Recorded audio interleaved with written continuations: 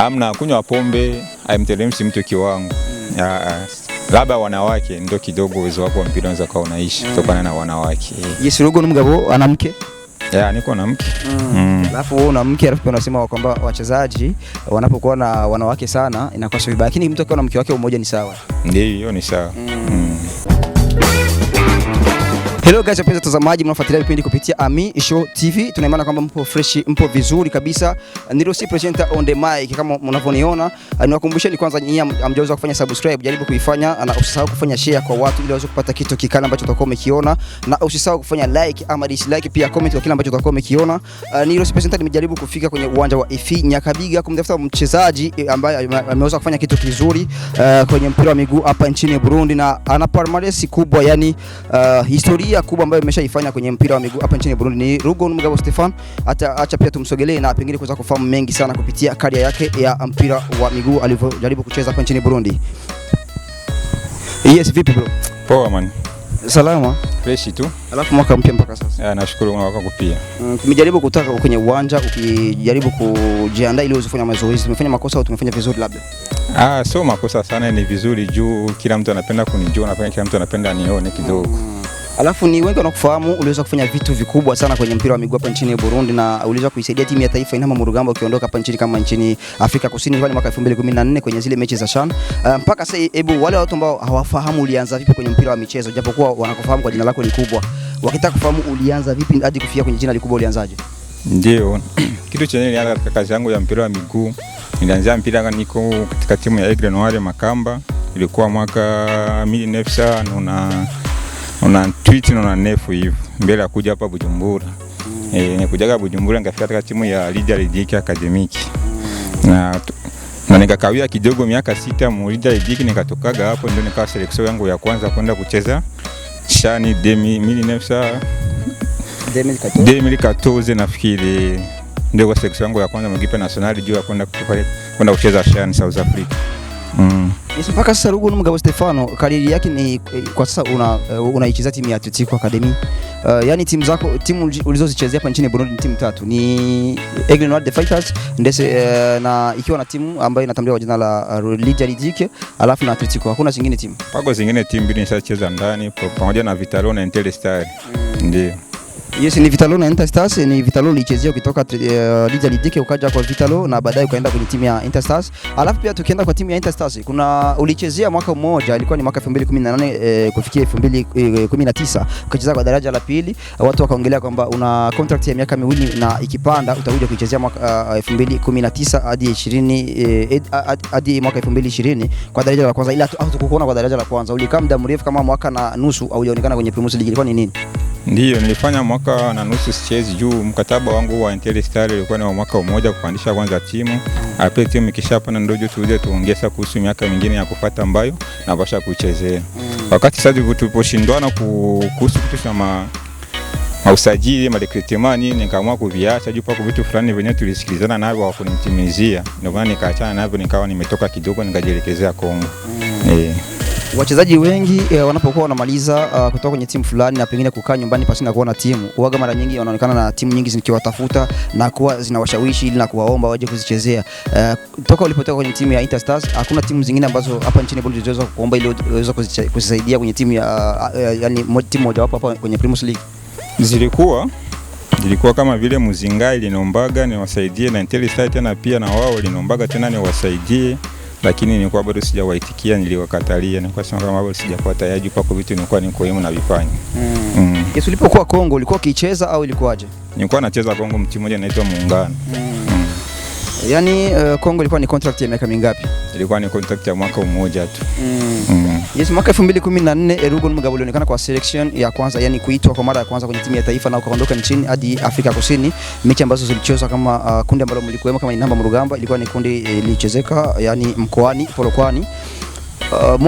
Kabla ya hapo wewe ufike kwenye timu ya taifa, waliongelea mengi sana eti Rugo n'umugabo Stefano alikataa kucheza timu ya taifa kwa awali huko, eti yeye ni Mtanzania. Ilikuwepo au ilikuwa ni uzushi tu?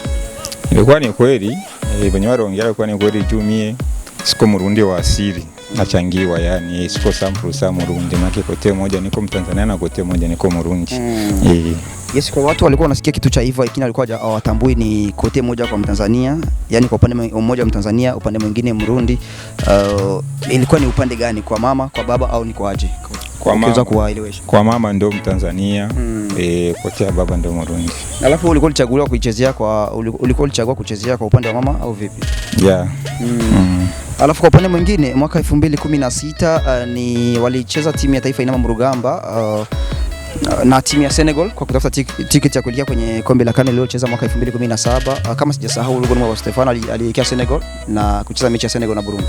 Yeah, nilikuwa pamoja kucheza mechi Senegali, tukafunga goli 3-1 kama sikosei.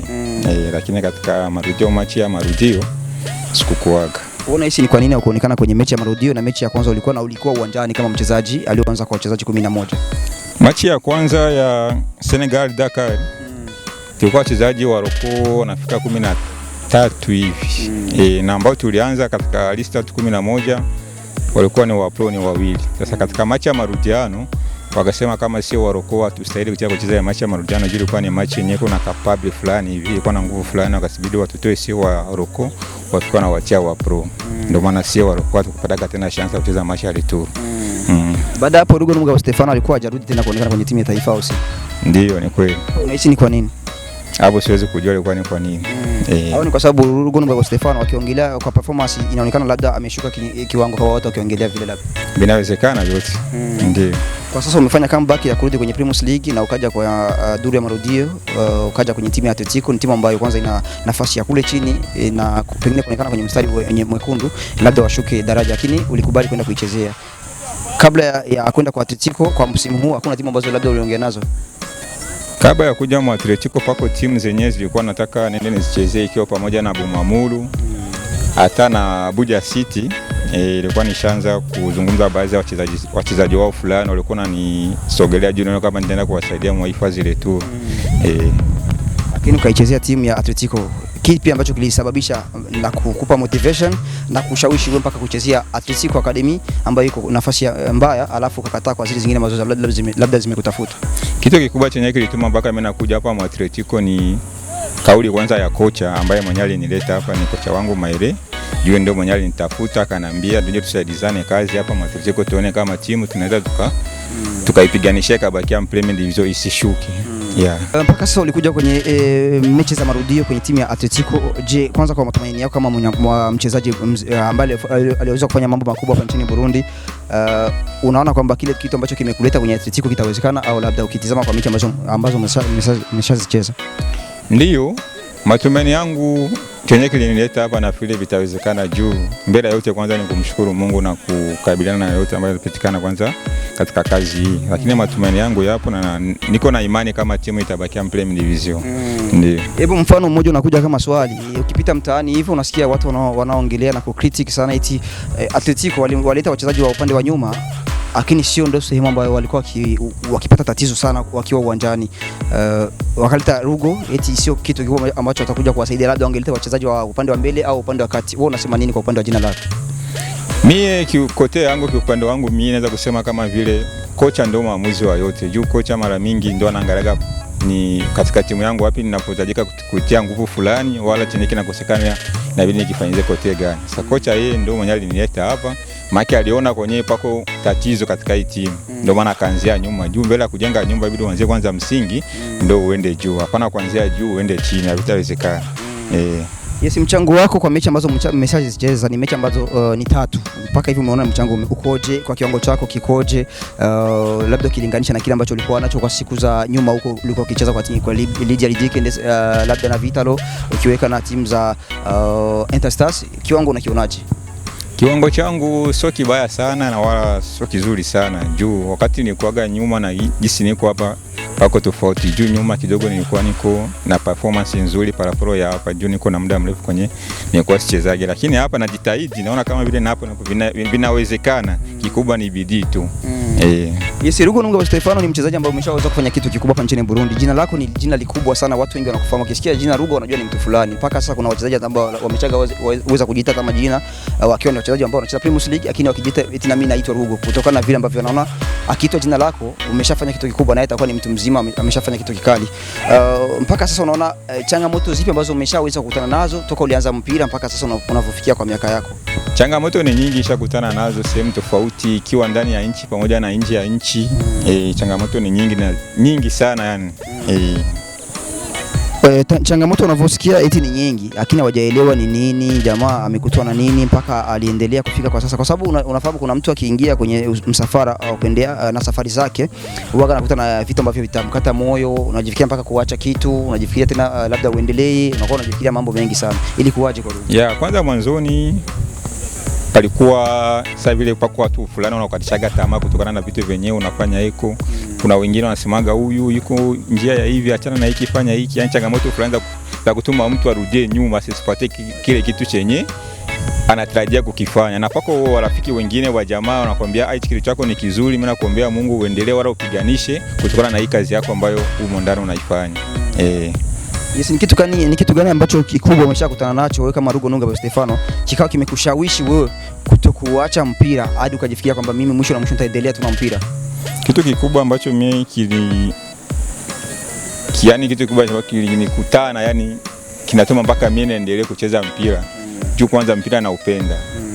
Kitu cha kwanza ambacho napenda sana thamini sana kuliko vitu vyote ambavyo venye navifanyaga nyuma paraporo ya mpira. Yes, kuna habari ambazo ziliwahi kusemekana kwamba wewe uliwahi kutafutwa na viongozi wa timu ya New Oil tuwachezee. Hiyo habari ilikuwa ni kweli au ni uzushi? Hiyo habari ilikuwa ni kweli.